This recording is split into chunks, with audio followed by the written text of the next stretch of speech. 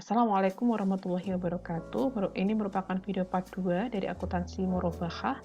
Kita sampai kepada akuntansi penjual. Di pengukuran aset murabahah, aset murabahah itu akan diakui sebesar biaya perolehannya. Biaya perolehannya tentu saja biaya beli dan biaya lain-lain ya untuk mendapatkan aset tersebut. Nah, ketika barang itu sudah dimiliki oleh penjual dan belum diserahkan oleh pembeli, kemudian kok ada penurunan nilai, maka penurunan nilai itu akan mengurangi nilai aset dan menjadi beban kerugian penjual. Nah, untuk pesanan tidak mengikat, ketika penjual itu memiliki aset persediaan, maka akan dinilai dengan menggunakan nilai terendah antara biaya perolehan dan net realizable value atau LCNRV sesuai dengan PSAK persediaan juga ini. Nah, jika NRV-nya atau net realizable value-nya itu lebih kecil daripada cost, maka dianggap sebagai kerugian. Nah, kemudian bagaimana kalau ada diskon pembelian? Nah, diskon pembelian, jika itu merupakan hak pembeli dan sebelum akad, maka mengurangi biaya perolehan, otomatis ya.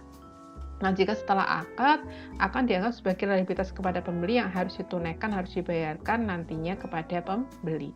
Kalau menjadi hak penjual, maka kalau misalnya itu akadnya diperjanjikan untuk penjual, menambah keuntungan murabahah. Namun jika tidak diperjanjikan, menjadi pendapatan operasional lain. Oke, lanjut lagi yaitu pembayaran angsuran atau pengakuan keuntungan ya, di pengakuan keuntungan. Kalau misalnya murabahah itu tunai atau kurang dari 1 tahun, maka keuntungannya langsung diakui saat penyerahan barang.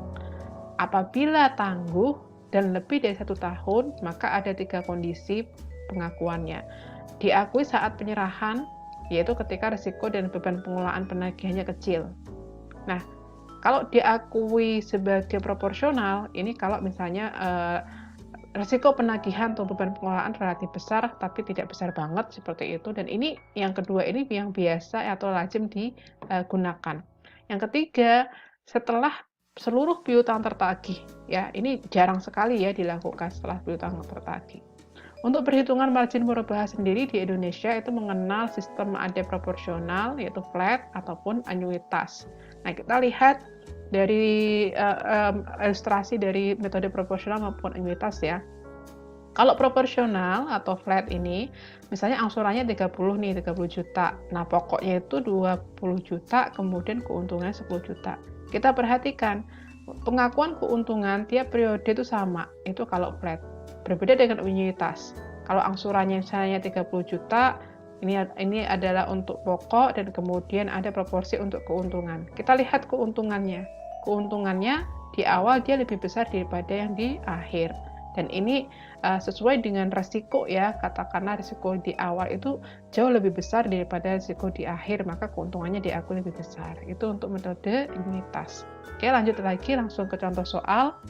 Akuntansi penjual pada tanggal 5 Januari, Tuan Abdul melakukan transaksi dengan LKS, yaitu dengan transaksi murabahah sebuah mobil.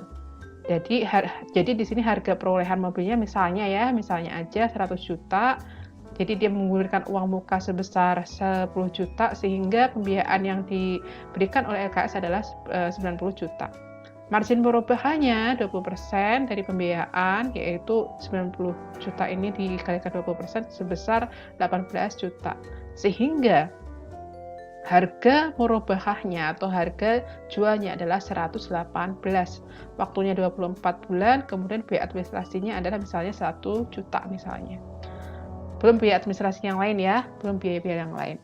Kemudian kita perhatikan di sini bahwa kita hitung dulu angsuran ya per bulan. Bagaimana cara menghitung angsuran per bulannya? Total piutang net artinya total piutang dikurangi uang muka dibagi dengan jumlah bulan. Di sini dapatlah angka 4.500.000. Nah, setelah kita mendapatkan berapa angsuran per periodenya, kita hitung bagian keuntungan. Kita menghitung bagian keuntungan, pertama kita hitung dulu prosentasenya berapa. Bagaimana cara menghitung prosentasenya itu? Margin dibagi dengan piutang dikurangi uang muka. Artinya margin dibagi dengan piutang net. Yaitu 18 juta dibagi dengan 108 juta sama dengan 16,67%. Ini adalah bagian keuntungannya. Baru kemudian 16,67% itu dikalikan dengan 4.500.000 ketemulah bahwa bagian untuk keuntungan tiap periode 750, sehingga bagian pokok keuntungan yang terlunasi setiap kali angsuran adalah 3.750.000. Begitu ya kira-kira. Kita lanjutkan kepada akuntansi penjual, udah sampai ke jurnalnya. Kalau misalnya ada pengadaan barang oleh penjual, kalau misalnya dibeli secara tunai, maka debitnya adalah persediaan aset murabahah, kreditnya adalah kas atau rekening pemasok sebesar 10 juta. Namun jika misalnya non tunai, tentu saja kreditnya itu kita akan jurnal bukan kas melainkan utang usaha.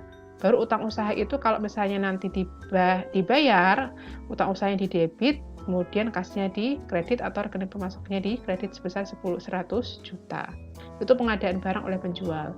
Kemudian kalau misalnya ada uang muka nih, uang muka dari pembeli, maka penjual itu akan menerima cash sehingga di debit dan kreditnya adalah uang muka dari Tuan Abdul sebesar 10 juta. Jika Tuan Abdul itu batal, maka uang muka Tuan Abdul akan kita debitkan. Kreditnya apa? Kreditnya adalah ada biaya administrasi, beban notaris, beban operasional lain misalnya ya, beban-beban itu kita bebankan. Kemudian ada kas atau rekening Tuan Abdul yang kita kasih sisanya 6 juta. Namun jika misalnya transaksi tidak batal, ya nasabah itu harus membayar biaya administrasi tadi. Kas yang kita terima dari pembeli atau nasabah 4 juta, kemudian untuk membayar biaya-biaya administrasinya. Itu kalau uang muka ya. Nah sekarang kalau terjadi jurnal atau akad, kalau terjadi akad jurnalnya bagaimana gitu ya. Jurnal terjadi ketika akad murabahah dan penyerahan barang, maka nanti akan diakui sebagai piutang murabahah di debit sebesar berapa? Nilai jualnya yaitu 118. Dari 118 itu ada kredit persediaan aset murabahah yang diberikan seharga 100 juta dan margin murabahah tangguhan sebesar 18 juta. Ini khasnya murabahah, oke. Kemudian uang muka tadi kan sebagai pelunasan, maka uang muka sebagai pelunasan tadi didebitkan dan dia mengurangi piutang murabahah. Makanya piutang murabahahnya dikredit sebesar 10 juta. Nah, di sini kalau misalnya ada diskon sebelum akad, maka nilai diskon itu langsung mengurangi piutang murabahah. Misalnya diskonnya 10 juta, ya piutang murabahahnya jadi 108 juta. Kemudian persediaan murabahahnya jadi 90 juta. Lanjut lagi, ini contoh diskon kalau misalnya diskon itu setelah akad disepakati buat pembeli, bagaimana? Maka kas dari pemasok akan didebitkan, kreditnya adalah utang, nanti akan dikasih kepada Tuan Abdul ya. Tapi kalau Tuan Abdulnya itu misalnya tidak bisa terjangkau, maka dana tersebut akan diakui nanti akan dianggap atau dimasukkan ke dana kebajikan, makanya kreditnya di dana kebajikan. Kalau misalnya diskon tersebut menjadi kesepakatan buat penjual dan itu setelah akad ya, maka kasnya di debit, kreditnya adalah keuntungan murabahah. Lain kalau tidak disepakati, itu hak penjual tapi tidak disepakati, maka kreditnya adalah pendapatan operasional lainnya. Itu bedanya ya, itu bedanya. Oke, kita langsung ke pencatatan yang lain, yaitu ketika angsuran. Ini angsurannya ya, flat ya, kita menggunakan proporsional atau flat gitu. Lanjut. Nah, pembayaran angsuran dan pengakuan keuntungan. Ketika angsuran itu dibayar, maka kita otomatis akan menerima uang dari pembeli, yaitu kasnya kita debitkan sebesar 4.500.000. Kreditnya langsung mengurangi piutang murabahah, yaitu sebesar 4.500.000. Ada pengakuan keuntungan. Jadi kalau di awal tadi kan ketika akad margin murabahah tangguhan di kredit ya. Sekarang ketika pengakuan keuntungan kita debitkan dan kreditnya itu langsung pendapatan margin murabahah. Sudah sah menjadi pendapatan margin murabahah. Nah, ini jurnal yang kayak gini tuh sama setiap periode ya. Apalagi kalau menggunakan pengakuan keuntungannya itu proporsional, angkanya juga sama seperti ini gitu. Nah, ini kalau misalnya murabahah dilunasi ketika akhir periode dan ini jarang ya. Maka ya jurnalnya itu sekali aja pengakuan pendapatan murabahah, margin murabahah tangguhan pada pendapatan margin murabahah sebesar 18 juta sekali aja. Dan ini jarang ya. Tuh. Kalau misalnya terlambat membayar angsuran bagaimana? Nah, kalau terlambat saat jatuh tempo ya, saat jatuh tempo di sini ada kita kreditkan piutang murabahah, tetap kita kreditkan, tapi kita anggap sebagai piutang murabahah jatuh tempo, itu yang di-debit.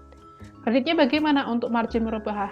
Margin murabahah tangguhan tetap kita debitkan dan kreditnya itu adalah pendapatan margin murabahah dan kita tulis sebagai accrual gitu. Kita akui tapi kas-nya belum ada. Ketika dibayar, maka cash-nya kita terima, pendapatan murabahah jatuh tempo yang tadinya di debit ini kita kreditkan. Demikian juga pendapatan margin murabahah accrual yang awalnya di kredit, kemudian kita debitkan dan sudah sah menjadi pendapatan, maka kreditnya adalah pendapatan margin murabahah. Ketika ada denda bagaimana? Denda itu kasnya akan diterima dari Tuan Abdul dan kemudian akan kita masukkan atau kreditnya dalam dana kebajikan. Maka kas pada dana kebajikan. Kalau misalnya ada denda ya. Nah, sekarang kalau terlambat membayar angsuran sebagian, ya sebagian aja yang dianggap sebagai piutang murabahah jatuh tempo. Sebagiannya kita terima secara kas gitu ya.